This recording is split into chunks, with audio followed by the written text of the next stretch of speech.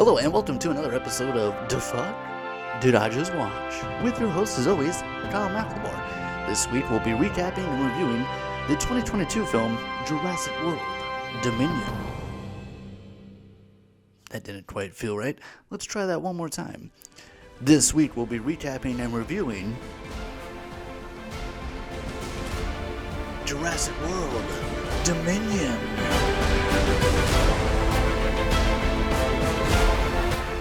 If you haven't already, please take a moment to like and subscribe. Be sure to comment any movies you'd like us to review here at Dafuq. Now steady, girl, steady.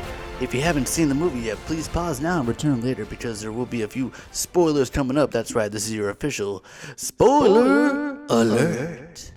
Jurassic World Dominion marks the third in the Jurassic World movies, as well as the sixth overall in the Jurassic Park franchise, bringing together cast from present and past. Chris Pratt, Dallas Bryce Howard, and Isabella Sermon make their return as familiar faces from the Jurassic World movies. Jurassic World Dominion also marks the return of franchise originals and fan favorites Sam Neill, Jeff Goldblum, and of course Laura Dern making her return to the Jurassic World.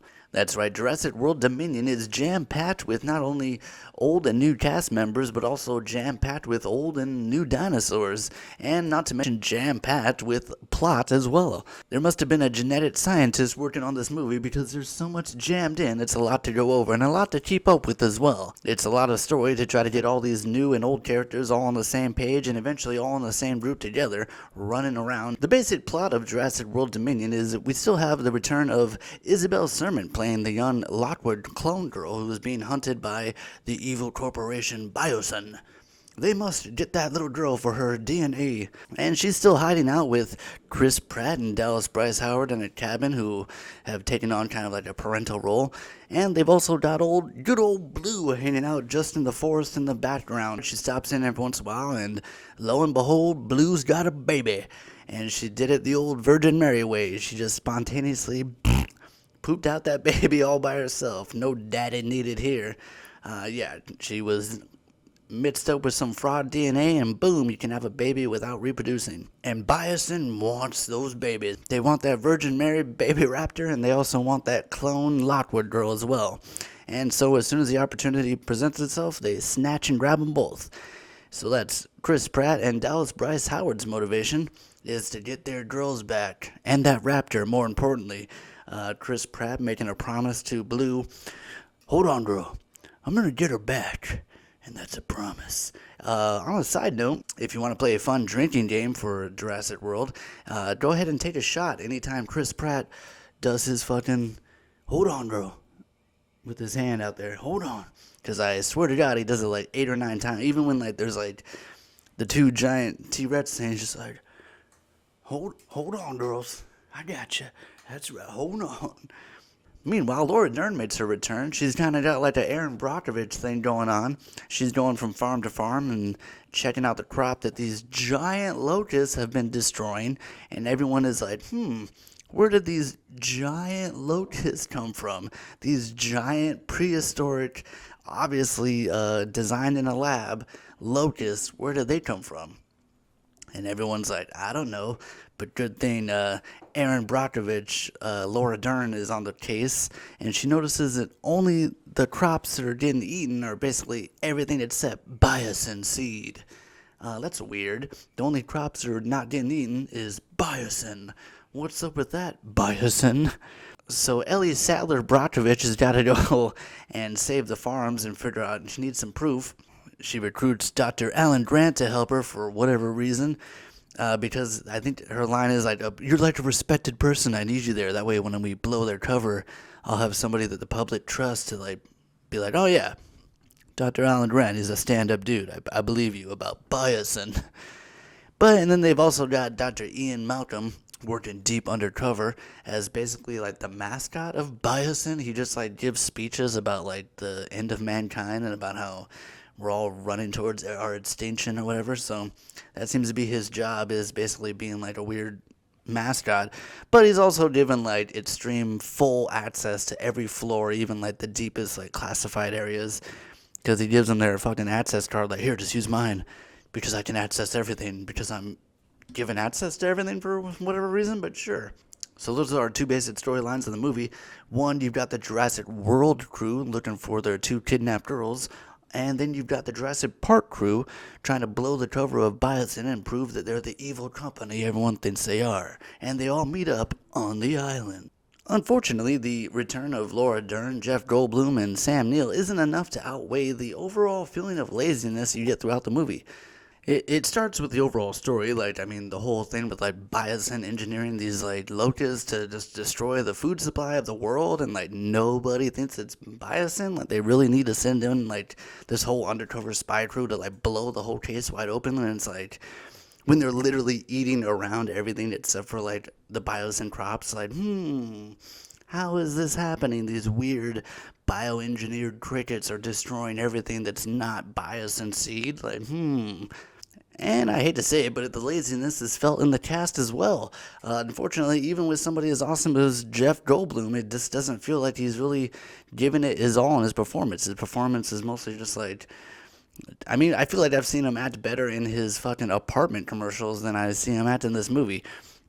There's a scene where a couple of characters are locked behind a gate while dinosaurs are creeping up behind them, and they're literally screaming for their lives as they're about to be eaten. And Jeff Goldblum's trying to figure out the code to open the door, and he's just sitting there I don't know, 1, 2, 3, 4, I don't know, Sammy Davis Jr.'s birthday, 1597, I don't know, nothing's working. And they're screaming, oh, we're gonna get eaten alive, and he's just hey, I'm Jeff Goldblum, There's an overall feeling that even the dinosaurs themselves are kind of phoning it in for this one. There's a showdown with the T-Rex and the Giganotosaurus. It is so funny to see them pronounce the craziest name of this, Murdersaurus, Giganotosaurus or something. It's the Murder Death Killosaurus is here to battle the T-Rex, and they're even hyping it up as they're circling each other, and they're when you've got two apex predators, only one's coming out of it alive, and it's oh shit, and then they tackle each other, and the Murder Death Killosaurus nibbles on the T-Rex's nose one time, and the T-Rex is just meh, I'm out of here, and just walks off after one just bump and bite, and it's just fuck this, it's not worth the deer. It's just a vibe overall in the movie. It's not only is it a long movie, but then I feel none of that stuff pays off. You get a couple of dinosaurs that we haven't seen since the first movie. So when you do see them, it's oh, but then nothing really comes of it. It's honestly disappointing in a lot of circumstances. The movie is just overall just random and kind of lazy at the same time. There's a theme of now that the dinosaurs are out in the world, there's a whole black market of sketchy people buying them for dino fighting and whatever else black market stuff you would do with a dinosaur. And eventually the team does make their way into this shady black market underground thing where they've got dinos chained up and they're dino fighting, and here's some dino meat on a stick. You can only get that here on the black market. And yeah, throughout this fight, Chris Pratt's fighting this Murta dude, and these giant T-Rexes get let loose, and they're destroying the market, but nobody cares because everyone's just watching and cheering as Chris Pratt is having a knife fight with this dude, and it's literally everyone's just yeah, fuck our dino fight, I'm putting $20 on Chris Pratt.